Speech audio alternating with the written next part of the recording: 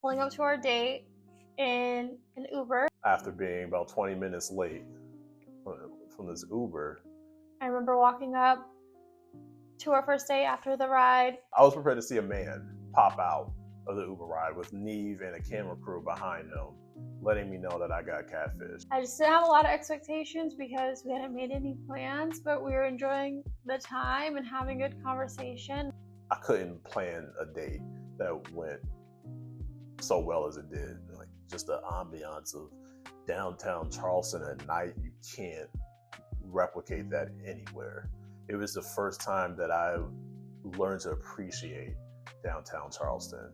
So it's a quiet Friday night in Charleston, and we're kind of aimlessly wandering the streets because we were both new-ish to the city, so we didn't really know where we were walking.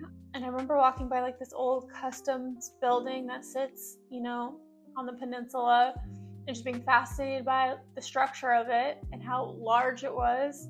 Everything worked in unison with one another, from the timing, which is out of your control, but the streets, the building colors, the architecture, you appreciated the preservation of that city because it felt so romantic in itself. Simultaneously, I'm having actually a really great first date because most first dates aren't that good. By chance, like by serendipity, walk onto this pier, and we're sitting on this pier, continuing to talk, laugh. I think while we're talking on the ocean, something like jumps out of the water. I didn't know it was dolphins. It was just really, really romantic.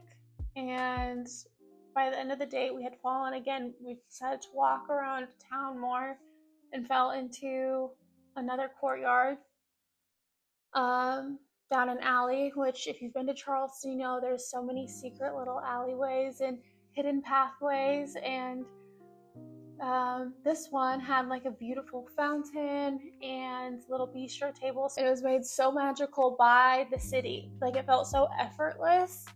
And that continued to be a theme throughout my living in Charleston. So even on the most mundane days or the harder days I had there, I was always being surprised and comforted by the ease it brought me and the joy it brought me and the inspiration it brought me. There's so much color and beautiful architecture and history, and I think it's a really special place because so many people that live there know that it's special and they work to preserve it. And it really opened my eyes to how important it is to give that love and that preservation or the thoughtfulness to where you live, because it was something I hadn't experienced in any of my other dwellings up until Charleston. And it opened my eyes because it was such a juxtaposition to what I was used to. I can't help but to believe strongly that that is what lit this ambition in me to want to bring to the world what a little piece of what we were able to experience together that night.